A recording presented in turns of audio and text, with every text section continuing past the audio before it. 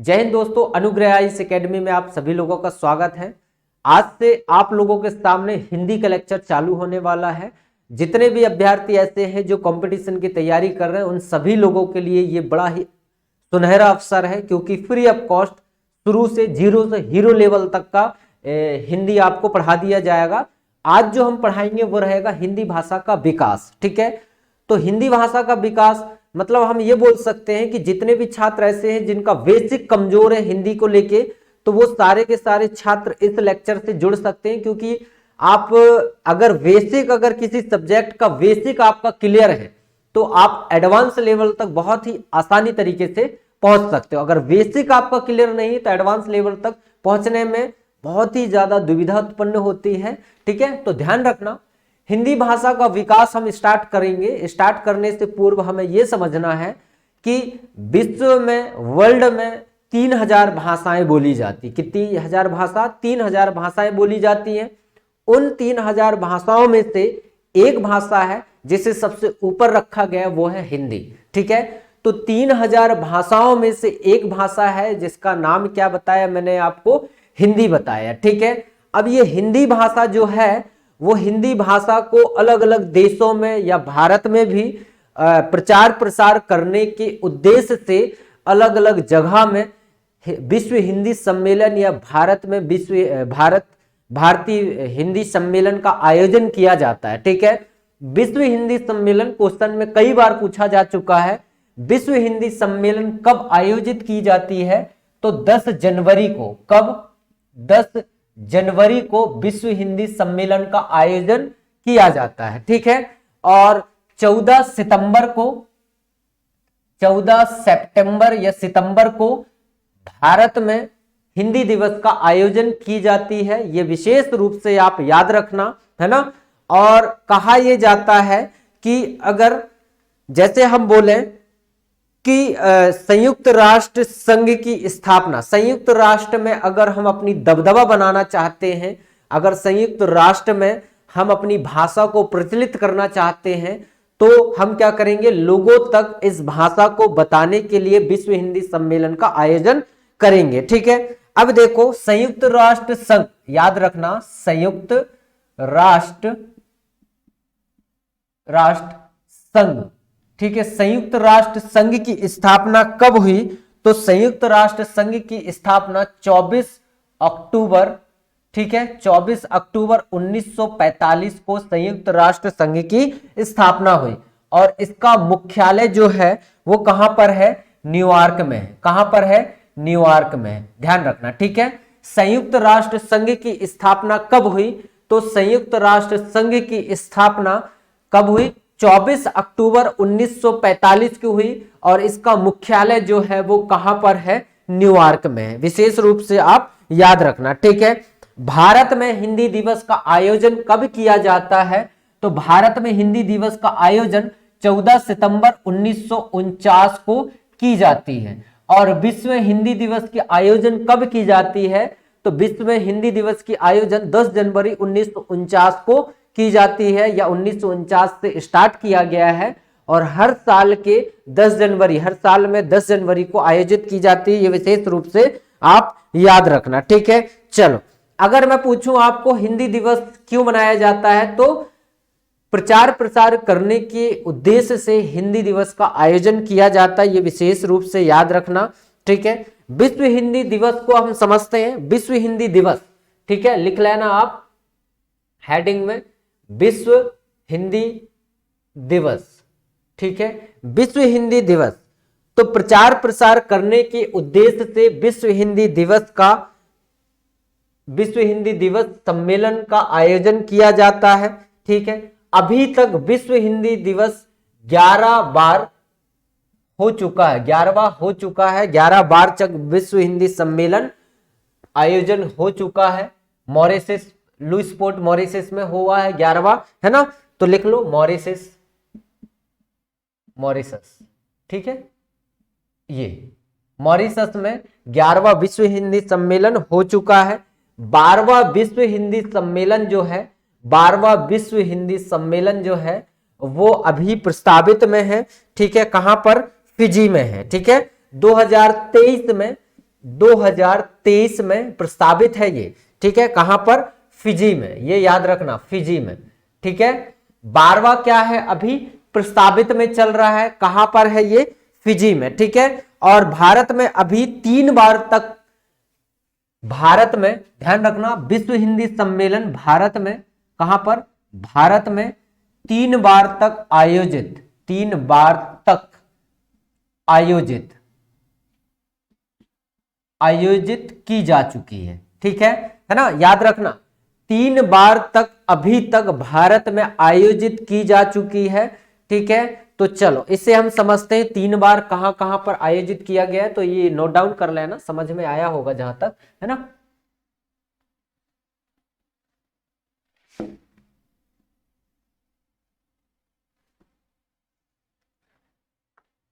देखो पहला जो है वो फर्स्ट जो है, पहला है ना, याद रखना, फर्स्ट जो है वो 10 से 12 जनवरी, ठीक है, 10 से 12 जनवरी 1975 नागपुर में। कहां पर? नागपुर में, महाराष्ट्र में, ठीक है। पहली बार फर्स्ट विश्व हिंदी सम्मेलन 10 से 12 जनवरी 1975 नागपुर में आयोजित किया गया था। और थर्ड, ठीक है, थर्ड या तीसरी बार भारत में ही आयोजित किया गया था 28 से 30 अक्टूबर, ठीक है, 1983 में। कब बताया मैंने? 1983 नई दिल्ली में आयोजित की गई थी, ये विशेष रूप से याद रखना। और इसके बाद में 10वां, ठीक है, 10वीं बार 10 से 12 सितंबर, ठीक है, 10 से 12 सितंबर 2015 भोपाल में आयोजित किया गया था। कहां पर आयोजित किया गया था? भोपाल में, ठीक है। अभी तक भारत में 3 बार विश्व हिंदी सम्मेलन का आयोजित किया जा चुका है, जिनमें से मैंने आपको यह बताया डेट, आप इन्हें विशेष रूप से याद रखना, ठीक है। चलो बाकी चीजें हम समझते एक एक करके, है ना। चीजें जैसे हम बोल दें, भारत में हिंदी का प्रचलन सबसे ज्यादा 10 राज्यों में, 10 राज्यों में सबसे ज्यादा हिंदी भाषा बोली जाती है, ठीक है। तो उसे भी लिख लेते हैं अपन। भारत में अभी तक अगर देखा जाए तो भारत में 10 ऐसे राज्य हैं जिनमें सबसे ज्यादा हिंदी भाषा का प्रचलन है। पहले नंबर पर क्या है? उत्तर प्रदेश, ठीक है, उसकी राजधानी तो पता ही होगी आपको, लखनऊ। और दूसरे नंबर पे अगर देखा जाए तो दूसरे नंबर पे बिहार है, ठीक है, तीसरे नंबर पर झारखंड, चौथे नंबर पर हिमाचल प्रदेश, 5वें नंबर पर दिल्ली, 6वें नंबर पर मध्य प्रदेश, 7वें नंबर पर छत्तीसगढ़, 8वें नंबर पर राजस्थान, 9वें नंबर पर हरियाणा और 10वें नंबर पर उत्तराखंड, ठीक है। ये 10 ऐसे राज्य हैं जहां पर सबसे ज्यादा, ध्यान रखना, सबसे ज्यादा हिंदी भाषा का प्रचलन है, ये विशेष रूप से आप ध्यान रखना, ठीक है। हेडिंग डालो आप, हेडिंग में आपका जो रहेगा वो रहेगा क्या? हिंदी भाषा की उत्पत्ति, ठीक है, हिंदी भाषा की उत्पत्ति, हिंदी की उत्पत्ति, ठीक है, ये हेडिंग है आपका, ठीक है। हिंदी भाषा की उत्पत्ति कैसी हुई? हिंदी की उत्पत्ति, तो पहला हम बोल सकते हैं हिंदी की उत्पत्ति मतलब एक संस्कृत के आधार पर और एक ईरानियों के आधार पर, ठीक है। बोल सकते हैं उत्पत्ति 2 आधार पर किया गया, एक तो संस्कृत के आधार पर और एक किसके आधार पर? ईरानियों के आधार पर, ठीक है। तो हिंदी भाषा की उत्पत्ति 2 आधार पर माना गया, एक तो माना गया है संस्कृत के आधार पर, ठीक है, और एक माना गया है ईरानियों के आधार पर, ठीक है। संस्कृत के आधार पर समझते हैं और इसके बाद में फिर हम ईरानियों के आधार पर समझेंगे, ठीक है। चलो संस्कृत के आधार पर हेडिंग डालो और संस्कृत के आधार पर समझने की कोशिश करते हैं हिंदी की उत्पत्ति संस्कृत के आधार पर किस तरीके से हुई है, ठीक है। देखो समझना चीजें, संस्कृत को हिंदी को, ठीक है, आदि जननी कहा जाता है। संस्कृत जो है वो हिंदी भाषा की आदि जननी है। क्यों आदि जननी है? क्योंकि हिंदी की उत्पत्ति संस्कृत से हुई है। ठीक है, याद रहेगा, संस्कृत को हिंदी की आदि जननी कहा जाता है। क्यों कहा जाता है? क्योंकि संस्कृत से ही हिंदी का जन्म हुआ है, इसलिए क्या कहा जाता? आदि जननी कहा जाता। विशेष रूप से आप याद रखना, आदि जननी क्यों कहा जाता है?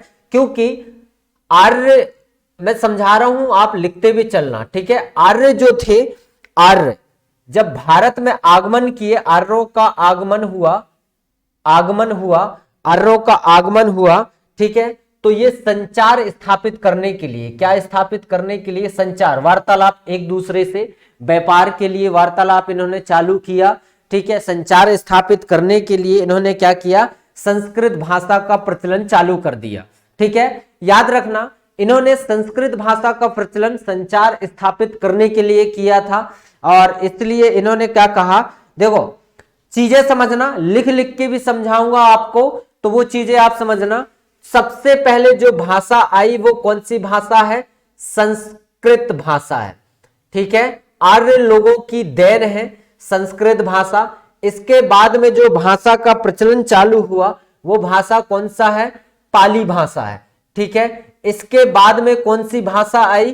तो उसके बाद में प्राकृत भाषा का प्रचलन चालू हुआ। इसके बाद में कौन सी भाषा का प्रचलन चालू हुआ? प्राकृत भाषा का प्रचलन चालू हुआ। इसके बाद में अपभ्रंश भाषा का प्रचलन चालू हुआ। इसके बाद में अवहट भाषा का प्रचलन चालू हुआ, और इसके बाद में फिर हिंदी भाषा आई।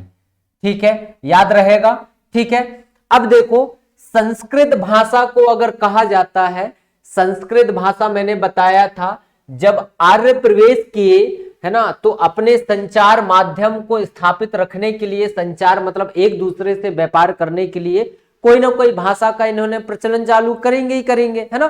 तो उन लोगों ने क्या किया? लोगों से वार्तालाप करने के लिए कौन सी भाषा का प्रचलन कर दिया? संस्कृत भाषा का प्रचलन कर दिया। ठीक है, तो संस्कृत भाषा किनकी देन है? आर्य लोगों की देन है। टाइम पीरियड लिख लेना, 500 ईसा पूर्व से लेके 600 ईसा पूर्व के बीच में इन्होंने क्या किया था? संस्कृत भाषा का प्रचलन चालू किया था। ठीक है, इसके बाद में कहा जाता है पाली भाषा का जो प्रचलन चालू किया गया था, बौद्ध ने चालू किया था। ठीक है, कब किया था? 563 में। ठीक है, इन्होंने क्या किया था? अपने उपदेशों को लोगों तक पहुंचाने के लिए पाली भाषा का प्रचलन इन्होंने चालू किया था। ठीक है, यही याद रखना पॉइंट, है ना। संस्कृत भाषा के बाद में मैंने बताया आगे चल के कौन सी भाषा आई? संस्कृत भाषा के बाद में आगे चलकर गौतम बुद्ध ने बौद्ध धर्म में जो उनके उपदेश थे, उन उपदेशों को लोगों तक पहुंचाने के लिए उन्होंने पाली भाषा का प्रचलन चालू किया, और पाली भाषा का प्रचलन 563 ईसा पूर्व से ही चालू हो चुका था। इसके बाद में प्राकृत भाषा आया। प्राकृत भाषा में अगर कहा जाता है, महावीर ने अपने उपदेश को प्राकृत भाषा में, महावीर ने, ये जैन धर्म के थे। ठीक है, महावीर ने प्राकृत भाषा में अपने उपदेशों को लोगों तक पहुंचाया। ठीक है, प्राकृत भाषा का ज्ञान लेना लोगों के लिए जरूरी था। अगर वो प्राकृत भाषा नहीं लेते तो महावीर के उपदेशों को पढ़ना समझना उनके लिए बहुत ही ज्यादा दुविधा उत्पन्न करता। इसलिए इन्होंने क्या किया था? प्राकृत भाषा का देन महावीर का है। इनका टाइम पीरियड अगर देखा जाए तो आप लिख लो 540 ईसा पूर्व। ठीक है, कब का टाइम बता रहा हूं? 540 ईसा पूर्व का टाइम पीरियड बताया मैंने आपको। ठीक है, इसके बाद में एक भाषा का प्रचलन चालू हुआ, और वो भाषा कौन सा है? अपभ्रंश भाषा। ठीक है, पतंजलि ने, ध्यान रखना, पतंजलि ने अपनी पुस्तक महाभाष्य में, कौन सी? महाभाष्य में।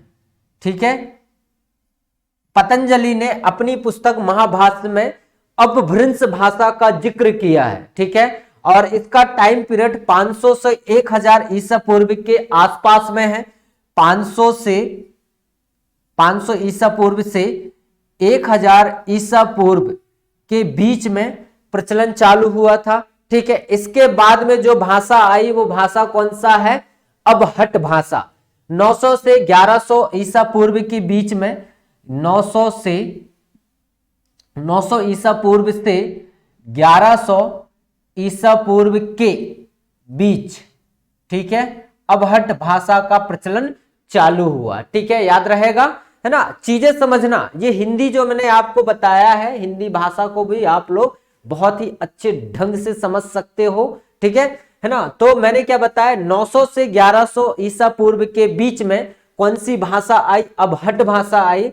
और अबहट भाषा ने क्या बताया मैंने, विद्यापीठ ने कीर्तिलता पुस्तक में बताया इस भाषा के बारे में। ठीक है, विद्यापीठ ने कीर्तिलता, ठीक है, कीर्तिलता पुस्तक में 900 से 1100 ईसा पूर्व के बीच में अबहट भाषा के बारे में बताया। ठीक है, इसके बाद में कौन सी भाषा का प्रचलन चालू हुआ, हिंदी भाषा, हिंदी भाषा। ठीक है, तो अगर कहा जाए हिंदी की आदि जननी किसे माना जाता है, तो हिंदी की आदि जननी संस्कृत को माना जाता है। ठीक है, याद रहेगा। ठीक है, ये पॉइंट को आप विशेष रूप से याद रखना क्योंकि बहुत ही इंपॉर्टेंट है। और एक है नोट करके आप लिखना, देखो नोट करके मैं आपको लिखा दूंगा महत्वपूर्ण तथ्य। पहले समझो चीजें, संस्कृत के आधार पर, संस्कृत मतलब संस्कृत के आधार पर मैंने आपको सबसे पहले भाषा आर्यों का देन संस्कृत भाषा। इसके बाद में गौतम बुद्ध ने अपने उपदेशों को समझाने के लिए पाली भाषा का प्रचलन चालू किया। इसके बाद में महावीर ने अपने भाषा मतलब अपने उपदेशों को समझाने के लिए प्राकृत भाषा का प्रचलन चालू किया। इसके बाद में पतंजलि ने महाभाष्य बुक में अपभ्रंश के भाषा के बारे में बताया। इसके बाद में अबहट भाषा में विद्यापीठ ने कीर्तिलता पुस्तक में बताया। इसके बाद में फिर हमारी जो नेक्स्ट भाषा है वो हिंदी आई है। ध्यान रखना, अच्छे से चीजें समझना, नोट करके आप लिखो। एक पॉइंट है वो हमेशा पूछा जाता है क्वेश्चन में, उसे भी समझो आप। एक एक करके अच्छे से बताते चल रहा हूं, ज्यादा से ज्यादा लोगों को शेयर भी करते जाना क्योंकि भूलना मत शेयर करना, स्टेटस में डाल लो, ज्यादा से ज्यादा लोगों को शेयर करते रहो। ठीक है, चलो आगे बढ़े। हिंदी की प्रथम कवि किसे कहा जाता है, हिंदी की, ध्यान रखना, नोट करके लिखना, नोट करके लिखो आप। हिंदी की प्रथम कवि किसे माना गया है। ठीक है, तो हिंदी की प्रथम कवि सरहप्पा को माना गया। ध्यान रखना, किसे माना गया है, सरहप्पा को। किसे, सरहप्पा को, याद रखना। हिंदी की पहली कवि किसे माना गया है, सरहप्पा को माना गया। ठीक है, और मैं बोलूं पहली रचना, हिंदी की पहली रचना, हिंदी की पहली रचना, हिंदी की पहली रचना, हिंदी की पहली रचना, हिंदी की पहली रचना, हिंदी की पहली रचना कौन सी, श्रवकाचार्य। ध्यान रखना, क्या बताया मैंने, श्रवकाचार्य। ठीक है, श्रवकाचार्य ये पहली रचना है हिंदी की। ठीक है, इसके अगर लेखक अगर देखा जाए तो देवसेन ने इसे लिखा है। किसने, देवसेन ने। ये भी पॉइंट आप याद रखना। ठीक है, तो नोट करके लिख लेना इसे, 2 पॉइंट है इंपॉर्टेंट है, और भी चीजें आपको नोट करा के लिखाऊंगा मैं। ठीक है, तो पहला तो आप समझ गए। चलो आप लिखो महत्वपूर्ण तथ्य। चलो मैं बता दे रहा हूं महत्वपूर्ण तथ्य, हेडिंग रहेगा महत्वपूर्ण तथ्य में कौन कौन सी सारी चीजें आपको यहीं पे बताऊंगा जो इतना मतलब बहुत ज्यादा इंपॉर्टेंट है, इंपॉर्टेंट रोल प्ले करते हैं, जो बार बार एग्जाम में पूछे जाते हैं। उन सारी चीजों को डिस्कशन में भी लेंगे, लिखवाते भी चलूंगा, समझाते भी चलूंगा। ठीक है, तो ध्यान रखना, सबसे पहले आप समझो महत्वपूर्ण तथ्य, लिख लेना हेडिंग में महत्वपूर्ण तथ्य को। ठीक है, महत्वपूर्ण तथ्य में पहला पॉइंट क्या है हमारा, वो चीजें समझना। अबहट, ठीक है, अबहट ये तो लिख लिए आप, है ना, अबहट के बारे में। तो पहला पॉइंट तो ये हो गया हमारा। चलो दूसरा पॉइंट हम समझें, हिंदी की हिंदी की हिंदी की हिंदी की या हिंदी का पहला महाकाव्य, हिंदी का पहला महाकाव्य, हिंदी का पहला महाकाव्य कौन सा है, पृथ्वीराज पृथ्वीराज, पृथ्वीराज रासो, पृथ्वीराज रासो, पृथ्वीराज रासो। इसे किसने लिखा है? चंद्रवरदाई ने लिखा है। किसने लिखा है? चंद्रवरदाई ने, ठीक है, चंद्रवरदाई ने, ठीक है, चंद्रवरदाई ने। कहा जाता है पृथ्वीराज रासो, पृथ्वीराज चौहान के जीवन के बारे में बताया गया है ना। इसकी प्रेम कथा है इसमें। अगर आपने इतिहास नहीं पढ़ा है, मोहम्मद गौरी के बारे में नहीं पढ़ा है, तो एक बार उसे जरूर पढ़ लेना। पृथ्वीराज चौहान जो था शब्दभेदी बाण चलाता था। शब्दभेदी बाण चलाने वाले दो ही व्यक्ति थे, एक दशरथ था और एक पृथ्वीराज चौहान था, ठीक है। पृथ्वीराज चौहान पर गौरी ने आक्रमण किया और आक्रमण सेकेंड त्राइन की युद्ध हुआ था, है ना। तो ये समझना, बाद में जब इतिहास पढ़ाऊंगा तो उसे मैं बताऊंगा जरूर, बस इतना समझना है। पृथ्वीराज चौहान का ही जीवन के बारे में उसकी प्रेम कथा पृथ्वीराज रासो है, ये बुक है, और इसे लिखने वाला कौन है? चंद्रवरदाई है, ठीक है। चलो दूसरा पॉइंट समझो आप। दूसरा क्या है? विश्व का सबसे बड़ा महाकाव्य, विश्व का सबसे बड़ा महाकाव्य, विश्व का सबसे बड़ा महाकाव्य, विश्व का सबसे बड़ा महाकाव्य कौन सा है? तो विश्व का सबसे बड़ा महाकाव्य है महाभारत। क्या बताया मैंने? महाभारत। विशेष रूप से याद रखना, विश्व का सबसे बड़ा महाकाव्य कौन सा है? महाभारत है, ठीक है, जिसे संस्कृत भाषा में किसने लिखा? वेद व्यास जी ने लिखा है। ध्यान रखना, विश्व का सबसे बड़ा महाकाव्य कौन सा? महाभारत। संस्कृत भाषा में वेद व्यास जी ने लिखा है, ये पॉइंट रखना याद, ठीक है। इसमें कितने अध्याय हैं? 18 अध्याय हैं, ये भी पॉइंट आप याद रखना। कितने अध्याय हैं इसमें? 18 अध्याय हैं, ठीक है। महाभारत में कितने अध्याय हैं? 18 अध्याय है, पॉइंट याद रखना, ठीक है। चलो आगे और चीजें समझते हैं, है ना। एक रात्रि में, चलो ये तो रहा पॉइंट बाय पॉइंट, एक पॉइंट और लिखना आप, समझना, और भी पॉइंट आपको बताते चलूंगा। एक रात्रि में लिखी गई महाकाव्य, ठीक है, एक रात्रि में लिखी गई महाकाव्य, एक रात्रि में लिखी गई महाकाव्य, ठीक है, एक रात्रि में लिखी गई महाकाव्य रामचंद्रिका है। क्या है? रामचंद्रिका, ठीक है। किसने लिखा भैया इसे? केशवदास ने लिखा। किसने लिखा? केशवदास ने लिखा। बहुत इंपॉर्टेंट है ये, याद रखना भैया, है ना, ठीक है। हीरो बहुत अच्छे से याद रखना, क्योंकि एक रात्रि में लिखी गई महाकाव्य रामचंद्रिका है और इसे लिखने वाले व्यक्ति का नाम क्या है? तो केशवदास है, याद रहेगा। चलो केशवदास को, ये भी पॉइंट याद रखना, केशवदास को हृदयहीन कवि भी कहा जाता है, ठीक है। हृदयहीन एवं कठिन काव्य का प्रेत भी कहा जाता है इस व्यक्ति को। इन्हें हृदयहीन एवं कठिन काव्य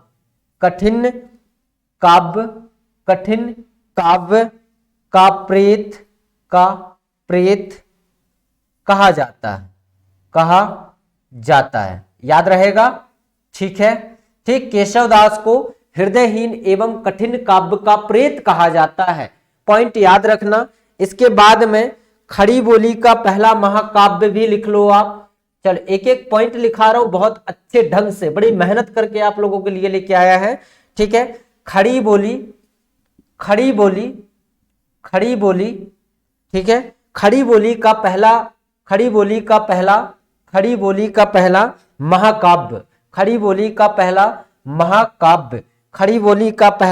महाकाव्य कौन सा है? तो प्रिय प्रवास। क्या बताया मैंने? प्रिय प्रवास, ठीक है। इसे किसने लिखा है? तो अयोध्या, ठीक है, सिंह उपाध्याय ने लिखा है। अयोध्या सिंह उपाध्याय, बहुत अच्छे से लिखो आप, ठीक है, उपाध्याय, ठीक है, ठीक है। ऐसी हिंदी आप पढ़े भी नहीं होगे, चीजें समझे भी नहीं होगे, तो बहुत अच्छे से आप लिखना। एक ही चीज में सारे चीजें समझाऊंगा, अच्छे रीति से आपको चीजें रखते चलोगे। यहां तक लिख लिए, चलो आगे बढ़ते हैं, आगे बढ़े। ठीक है, समझो चीजें, महत्वपूर्ण तथ्य में ही बता रहा हूं आपको, अच्छे से समझो। ठीक है, चलो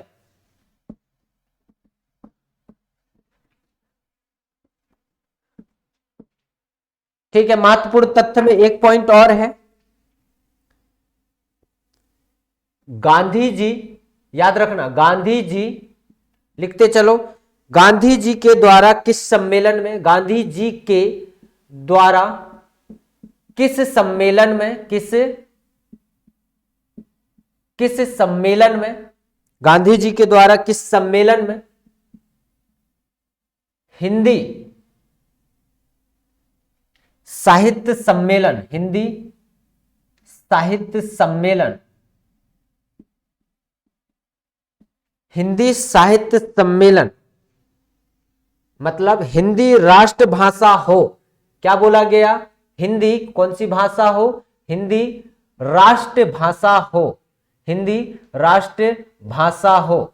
ठीक है, हिंदी राष्ट्रभाषा हो, यह समर्थन दिया गया था। ठीक है, किस सम्मेलन में, तो याद रखना 1918, कब, 1918 इंदौर अधिवेशन में, कब, इंदौर अधिवेशन में, याद रखना। ठीक है, अधिवेशन में, इंदौर अधिवेशन में गांधी जी ने हिंदी राष्ट्रभाषा हो इसका समर्थन दिया था, याद रखना। ठीक है, चलो समझ में आ रहा है चीजें, एक एक आगे बढ़े।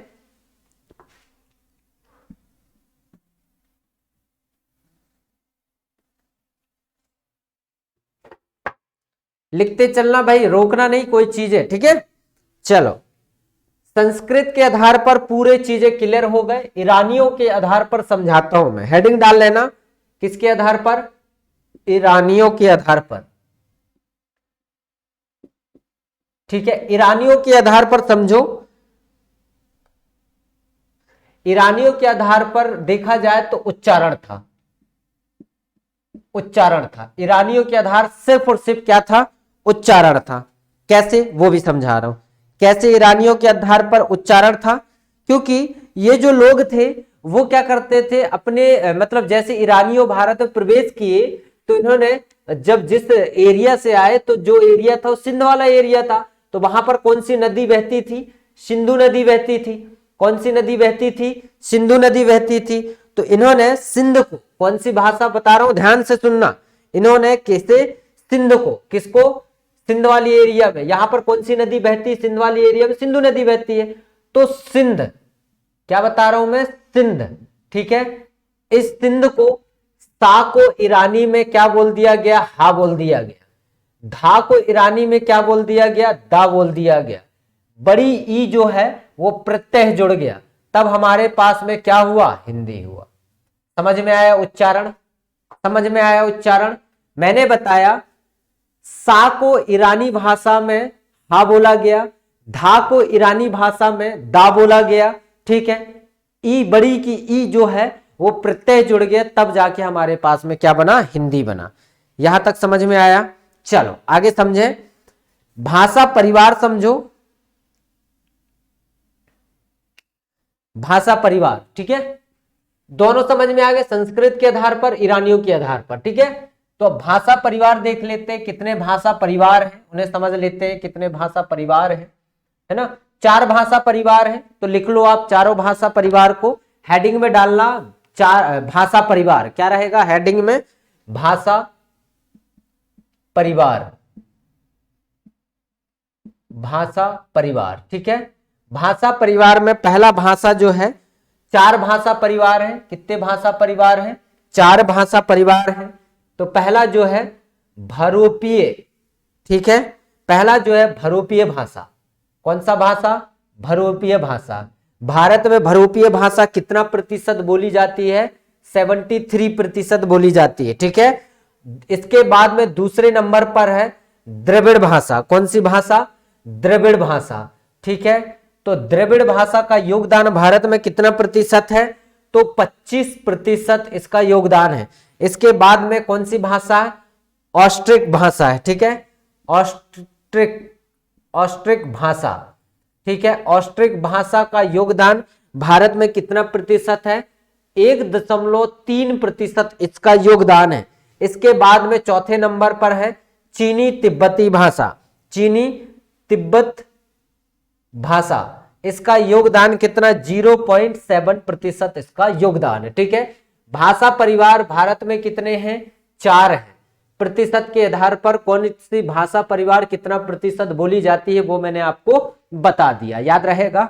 ठीक है, चलो आगे बढ़े। महत्वपूर्ण तथ्य भी लिख लो इसका, थोड़ा सा महत्वपूर्ण तथ्य भी लिखवा देता हूं क्योंकि महत्वपूर्ण तथ्य से बहुत क्वेश्चन आते हैं। ठीक है, तो ध्यान रखो आप, महत्वपूर्ण तथ्य के बारे में आपको पढ़ना है। ठीक है, महत्वपूर्ण तथ्य के बारे में आपको बता रहा हूं। महत्वपूर्ण तथ्य, भारत में चीनी तिब्बती का निर्माण लाल क्रांति का लाल क्रांति, ध्यान रखना, देखो भारत में पॉइंट,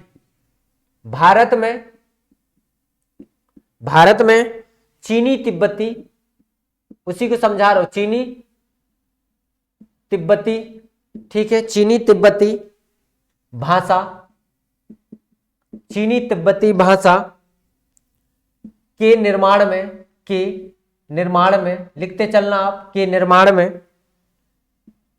में लाल क्रांति का महत्वपूर्ण स्थान है। कौन सी क्रांति, लाल क्रांति का महत्वपूर्ण स्थान है। लाल क्रांति कब हुई थी, तो 1949 में।